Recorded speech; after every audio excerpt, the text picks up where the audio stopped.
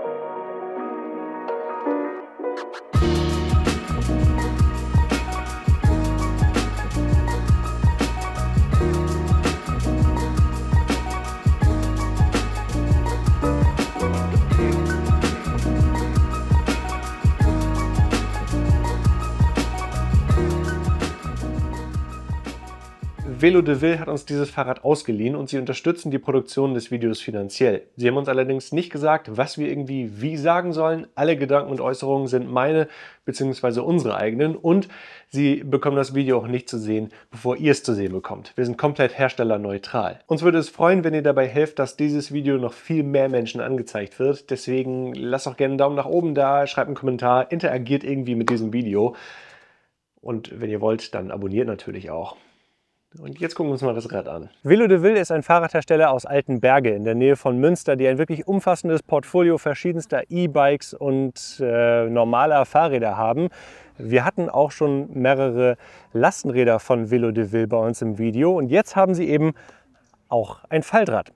Das Besondere bei Velo de Ville ist aber die enorm große Konfigurierbarkeit und Individualisierbarkeit ihrer Räder. Und das ist auch beim Foldy der Fall. Während es bei den meisten Herstellern 1, 2, vielleicht 3 Farben zur Auswahl gibt, kannst du die Farbe deines Foldy aus 17 verschiedenen auswählen und dann noch entscheiden, ob du es matt oder glänzend haben möchtest. Das ist für einen Volumenhersteller schon sehr außergewöhnlich. Das hier ist übrigens die schöne und aufpreislose Farbe Night Blue, die ganz hervorragend zur Radelbande passt. Aber bei der Farbe hört es nicht auf, auch technisch kannst du einiges auswählen. Auf der einen Seite kannst du erstmal entscheiden, ob du das Rad mit Motor oder ohne Motor haben möchtest. Und wenn du es mit Motor haben möchtest, dann kannst du dich entscheiden zwischen einer Kettenschaltung und Single Speed. Wenn du es ohne Motor haben möchtest, kannst du dich entscheiden zwischen einer Nabenschaltung und einer Kettenschaltung und wiederum Single Speed. Und dann kannst du dich auch noch entscheiden zwischen einer Kette bei den Single Speed und Nabenversionen und einem Riemen. Und das ist insgesamt ziemlich cool und außergewöhnlich, aber noch außergewöhnlicher ist die Konstruktion hier des Rahmens. Denn die Menschen bei Velo de Ville haben sich nicht andere Räder angesehen und gedacht, genauso machen wir das auch, sondern sie haben ihr komplett eigenes Design umgesetzt. Und einer der Fokuspunkte war, dass möglichst viele damit fahren können sollen. Um das umzusetzen, haben sie eine zweigeteilte Sattelstütze eingesetzt, die besonders nach unten sehr viel Potenzial hat. Und um möglichst vielen Menschen eine bequeme Sitzposition zu ermöglichen, ist auch hier ein ebenfalls in der Höhe verstellbarer Vorbau eingesetzt worden. Und auch für den Faltmechanismus ist kein Studium nötig. Zuallererst wird hier unten an dem Hebel gezogen und dann wird das Hinterrad entriegelt und ihr könnt es so nach vorne schmeißen. Das ist irgendwann so eine Bewegung, das macht man dann mit schön viel Schwung. Dann klappt das Vorderrad nämlich direkt hier in eine Position ein, in der es dann auch bleibt. Der zweite Schritt ist, dass ihr dann hier den Lenker umklappen könnt, Hebel umziehen oder umziehen, umklappen und dann wegklappen. Dann gibt es zwei Riemen, einmal den hier, um den Lenker zu fixieren, und dann hier nochmal einen mit Fitlock, um die Rahmenteile aneinander zu fixieren. Und jetzt kann man das Rad im Grunde schon hochheben, oder aber man kann es jetzt ganz einfach durch die Gegend schieben. Also zumindest dann, wenn der Boden etwas ebener ist, was er ja an Bahnhöfen zum Beispiel in den meisten Fällen ist. Und wenn ihr das kleinste Packmaß haben wollt, dann hier die Sattelstütze einmal runterschieben, festmachen. Und jetzt könnt ihr es auch einfach hochnehmen. Jetzt ist das Packmaß etwa 38 x 65 x 110 cm. Das ist sicherlich nicht das kleinste Faltmaß, aber dafür lässt es sich ziemlich einfach jetzt hochnehmen und es wabbeln auch keine Teile hin und her, sondern das ist insgesamt ein ziemlich festes Paket. Und wenn wir das jetzt mal ausklappen wieder, dann geht das auch echt fix. Erstmal wieder die Sattelstütze hochziehen bis zu dem Maximalpunkt, der ist etwa hier. Dann die beiden Strapse wieder einsammeln, Lenker hoch und das Rad ist wieder ausgeklappt und fahrbereit. Das geht insgesamt ziemlich schnell. Oh, das Pedal habe ich vergessen. Jetzt. Der Rahmen besteht im Wesentlichen aus zwei Teilen. Einmal das Dreieck hier vorne und das Dreieck hier hinten. Spannend ist aber, wie die Teile miteinander verbunden sind. Hier ist nämlich quasi ein Scharnier an das vordere Rahmenteil angeklemmt. Das Tretlager wiederum ist in dem hinteren geschwungenen Teil. Somit ist die Kette immer in der richtigen Länge und immer gespannt, egal ob gefaltet oder offen. Und Velo de Vil hat es sich auch nicht nehmen lassen, hier Scheibenbremsen zu verbauen, die in der Regel deutlich mehr Platz brauchen als Felgenbremsen. Beim Hinterrad hatten sie nicht viele Optionen, dadurch, dass hier der Motor verbaut sein soll. Das ist eine ganz normale Breite, aber beim Vorderrad haben sie eine super schmale Narbe eingesetzt, um trotz dieser Scheibenbremse ein schmales Einbaumaß zu erreichen. Und eine weitere technische Besonderheit durch die 16 Zoll Räder ist natürlich eine Kettenschaltung so ein bisschen eingeschränkt. Aber hier hat Velo de Vil ein Shimano Tourney Schaltwerk mit einem besonders kurzen Käfig eingesetzt. Allerdings ist natürlich, meine 16 Zoll ist halt wirklich super klein für eine Kettenschaltung und somit ist der Käfig immer noch ein bisschen länger und ragt ein bisschen über die Felge hinaus.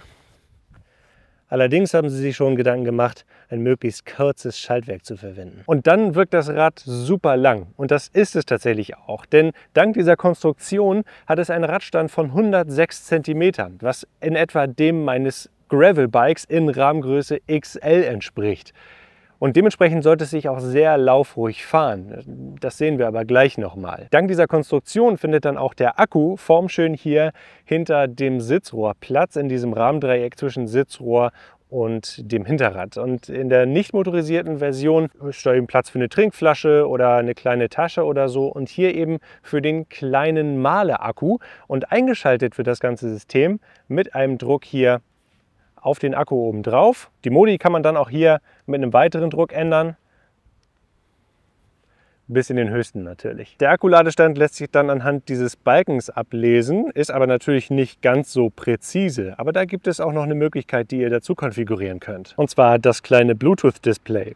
Das kann hier mit einem Druck eingeschaltet werden, zeigt dann schon mal die Uhrzeit an und dann auch alle Informationen, die notwendig sind. Hier oben den Akkuladestand mit ebenfalls einer prozentuellen Angabe, die verfügbare Reichweite, die bisher gefahrene Distanz, die Geschwindigkeit zeigt es ebenfalls an und dann gibt es hier die Möglichkeit, durch die verschiedenen Unterstützungsmodi zu schalten, von aus bis in Stufe 3. Die Anzeige ist insgesamt natürlich ziemlich rudimentär, aber zeigt alles an, was man braucht. Ansonsten muss man bei einem Faltrad ja auch ab und zu mal was mitnehmen und da kommt der serienmäßige Gepäckträger zum Einsatz. Der ist ziemlich lang, hat diese 4 Rollen zum einfachen Schieben und darf bis 10 Kilogramm belastet werden. Das geht dann einerseits mit dieser lustigen Federklappe hier oder auch einer Mix-Schnittstelle, auf die dann auch richtig große Körbe passen. Das ist schon außergewöhnlich im Faltradbereich. Allerdings ist es auch so, dass dieser Gepäckträger gleichzeitig halt auch der Ständer ist.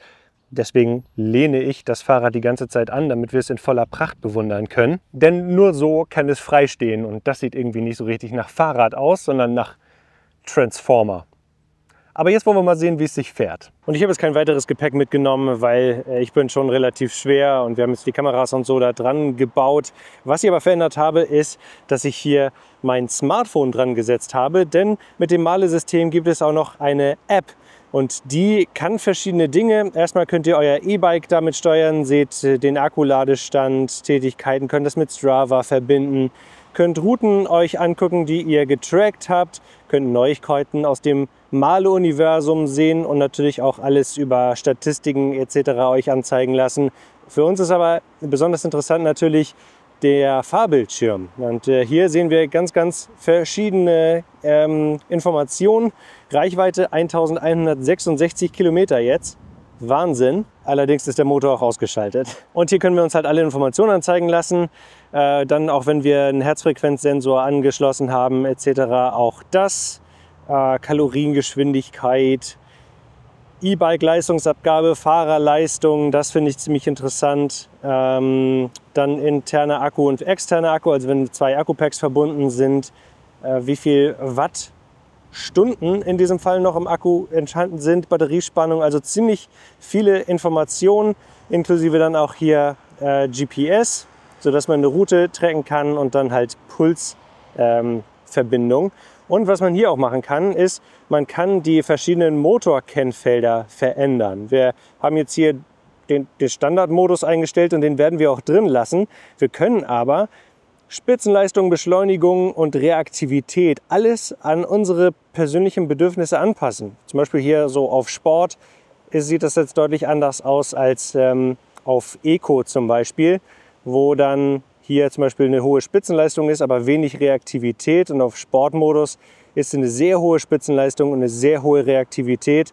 Also wir lassen es aber einfach mal auf diesem Modus, weil das so ist, wie Velo de Vil das Ganze ausliefert. Und fahren wir los. Und das erste, was wir machen, ist natürlich der Beschleunigungstest. Und dafür gehen wir jetzt in die höchste Unterstützungsstufe, Level 3. Die Reichweite dürfte dann gleich nochmal deutlich sinken hier. Dazu sind wir jetzt in dem kleinsten Gang und wir fahren mal los.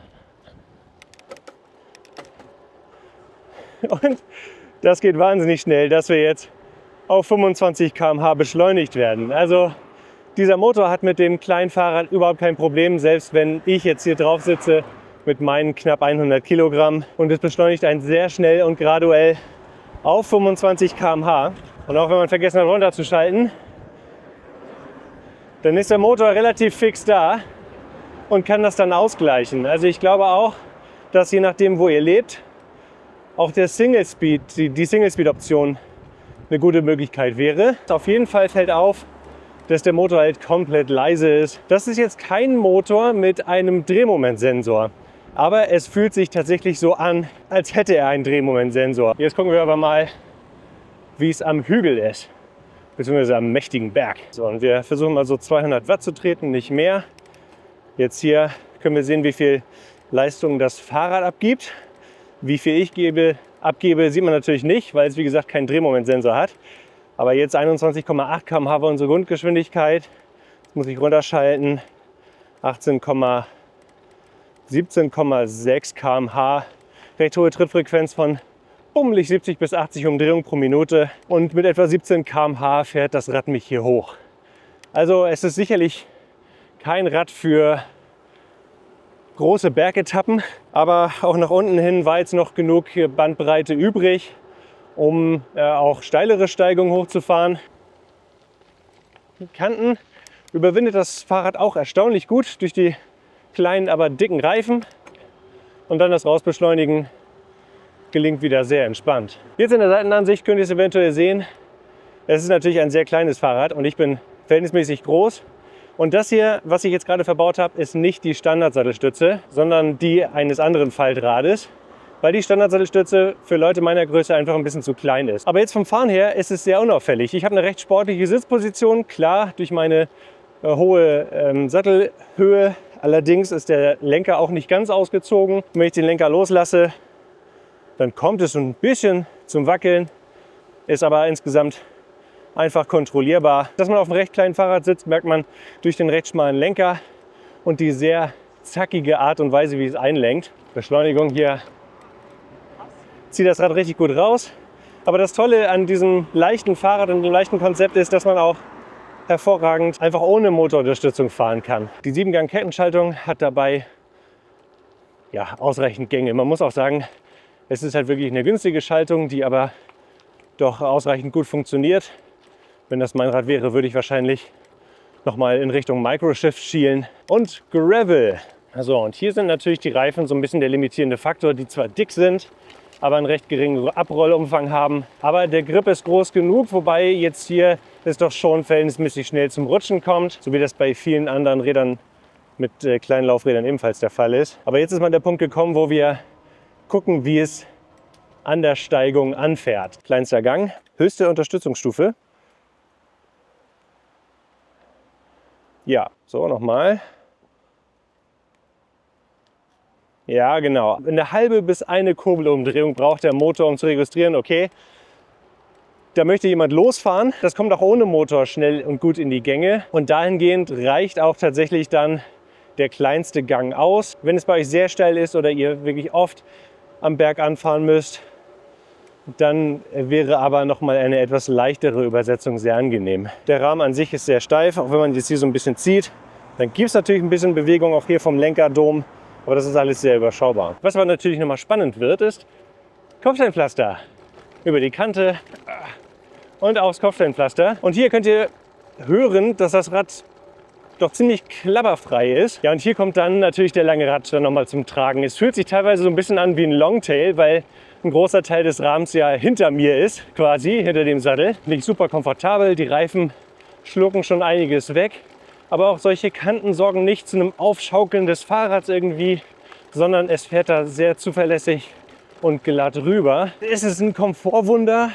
Nee, definitiv nicht. Aber auch sowas hier bringt es überhaupt nicht aus der Ruhe. So, was mich jetzt einmal interessiert ist, wenn wir mal hier in die Motorsteuerung reingehen, Motorkennfelder und dann tatsächlich mal diesen Sportmodus nehmen. Jetzt bin ich mal gespannt, wie gut es jetzt beschleunigt, ob man einen signifikanten Unterschied merkt.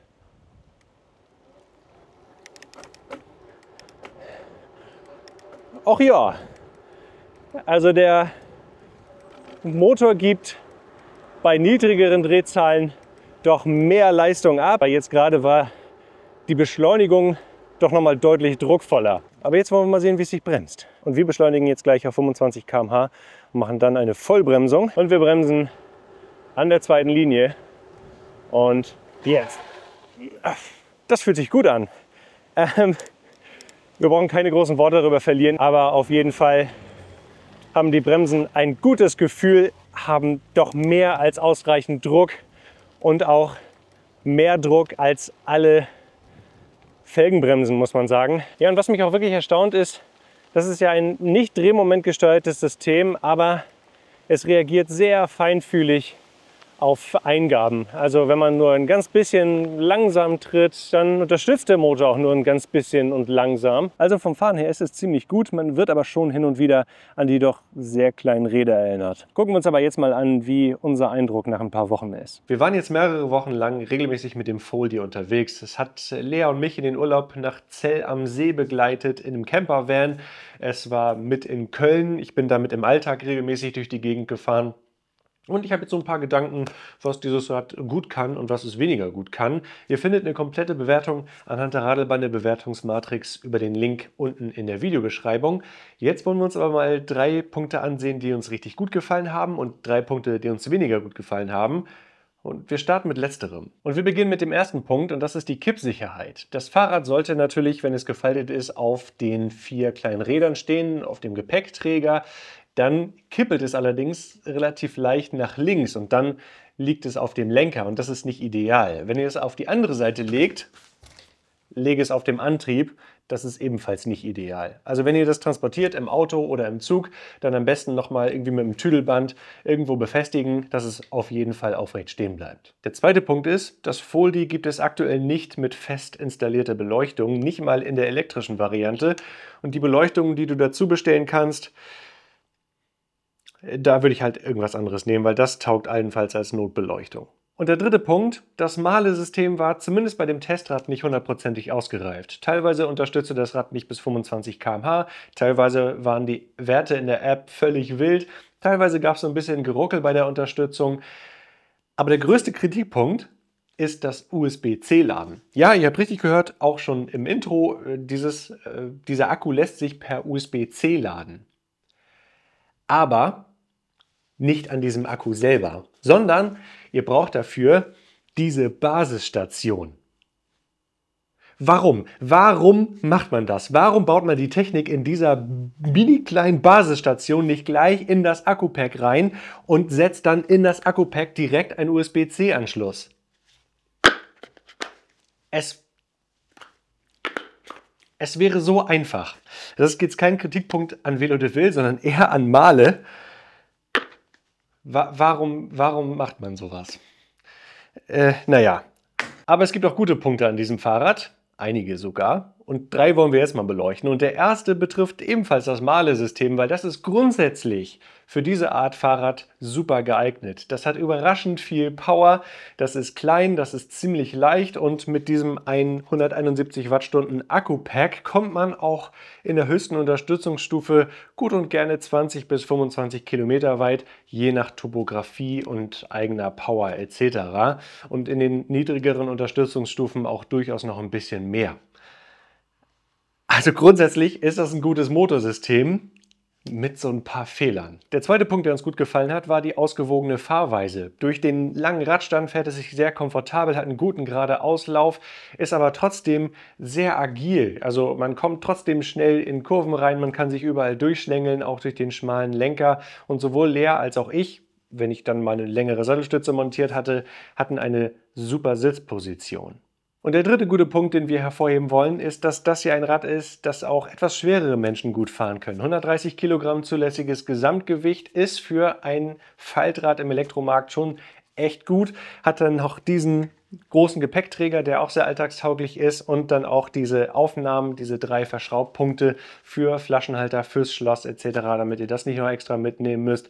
Also von der Alltagstauglichkeit und von der Belastbarkeit hat uns das ebenfalls gut gefallen.